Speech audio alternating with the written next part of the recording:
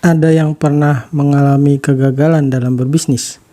Di konten ini saya akan membahas tentang salah satu penyebab kegagalan bisnis, yaitu kesalahan dalam manajemen keuangan bisnis.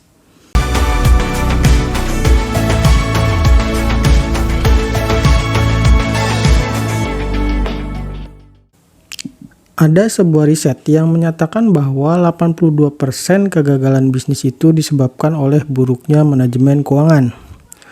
Seperti banyak yang terjadi pada pemilik bisnis, dan ini sering sekali menimpa pelaku bisnis skala UMKM. Dan hal ini juga yang pernah dialami oleh kenalan saya. Dia merupakan salah seorang pelaku bisnis UMKM. Dia berdagang nasi goreng. Pada awal dia membuka usaha, dia nggak perlu waktu lama untuk menarik pelanggan. Dikarenakan harga menunya yang cukup terjangkau serta rasanya pun enak. Semakin lama, semakin banyak orang yang datang membeli. Sebabnya tadi, nasi goreng buatannya enak dan harganya murah.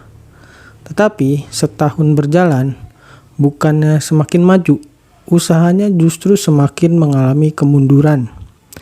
Saat saya ngobrol dengannya, saya pun mencari tahu penyebabnya, mulai dari menu, serta harga, lalu layanan yang diberikan. Dan semuanya itu ternyata bukanlah masalahnya. Kemudian saya pun menanyakan, terus menggali, lalu saya tanya mengenai manajemen keuangannya, dan disitulah ternyata masalahnya. Dia rupanya mencampur keuangan usahanya dengan keuangan rumah tangganya, sehingga tidak ada pemisah. Selain itu, dia pun tidak pernah mencatat arus kas dari usahanya itu, sehingga nggak jelas uangnya itu habis kemana. Itulah masalah yang banyak ditemui oleh para pelaku bisnis, dan umumnya dialami oleh para pelaku UMKM. Lalu, masalah apa lagi yang merupakan kesalahan dalam manajemen keuangan dalam bisnis? Yang pertama, manajemen cash flow yang buruk. Hal ini dapat terjadi jika kamu tidak membuat laporan keuangan, sehingga kamu nggak tahu berapa jumlah uang yang masuk dan keluar, serta asalnya. Jika kamu memiliki laporan keuangan yang baik, kamu pun akan bisa membuat perencanaan alokasi pengeluaran yang baik, seperti berapa anggaran untuk promosi, berapa anggaran untuk persediaan, dan sebagainya. Lalu masalah yang kedua adalah biasa yang dilakukan pebisnis adalah tidak memisahkan keuangan pribadi dengan keuangan bisnis.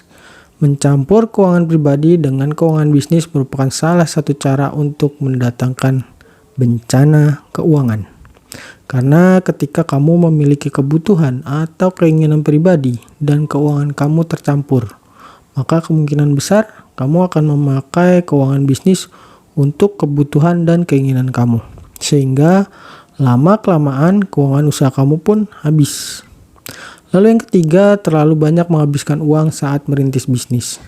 Ini yang biasanya terjadi pada saat baru merintis bisnis, apalagi kalau kamu baru pertama kali merintis usaha.